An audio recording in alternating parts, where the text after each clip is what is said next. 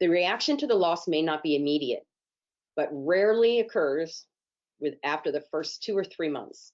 The duration of normal bereavement varies considerably among different subcultural groups, which I'm glad that they put that there.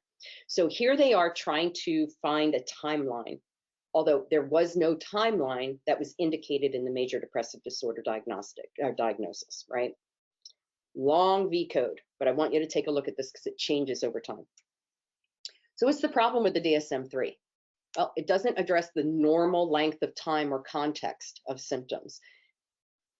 If all I do is a checklist of insomnia, weight loss or weight gain, hopelessness, guilt, and I have a checklist, I very well might be drawn to the diagnosis of major depressive disorder. Think of the Beck Depression Inventory, for example. I could be drawn to that diagnosis inappropriate complicated grief, but I wanted to share with you this, what we do know. About 10% of grievers develop complicated grief. Some researchers would say more, some researchers would say less.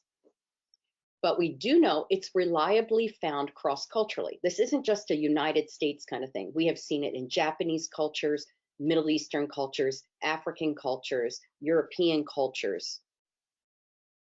Now, the degree, the amount, the percentage of individuals in those cultures differs. For example, in Japan, the percentage of grievers that have developed complicated grief is lower. So that's something to take into consideration. You cannot discuss grief outside of discussing culture. Just can't do it. It's different from any other disorder, according to the researchers. It's not just an expected response to a common stressor.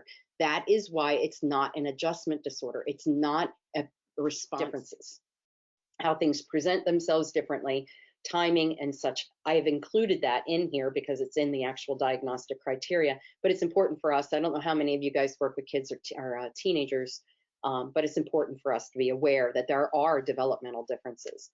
Criterion B, so you have to have one or both of these. Intense yearning or longing for the deceased, that is ongoing. I said all the way at the beginning of today, pay attention to the fact that intense yearning and longing, and that is because it's found in every single diagnosis as we're moving forward. Preoccupation with thoughts or memories of the deceased person, but with children and adolescents, that can be a focus on the circumstances of the death. We have to have at least 3 of these.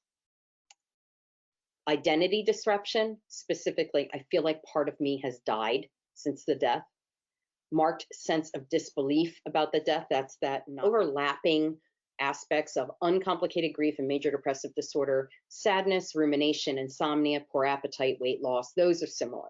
But when you look at if you look at them separately, in uncomplicated grief, that emptiness and loss without that person, right?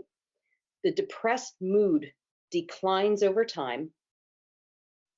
Those waves, those pangs of grief are based on like the thoughts and reminders of the person. Pangs of grief have nothing to do with depression.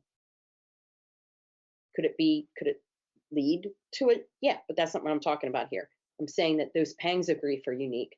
And they can have positive emotions like we were talking about earlier. Positive emotion about, they have thoughts and memories of the deceased. The self-esteem is intact. They can be comforted, which is interesting. Guilt about things done and not done, the focus of the guilt,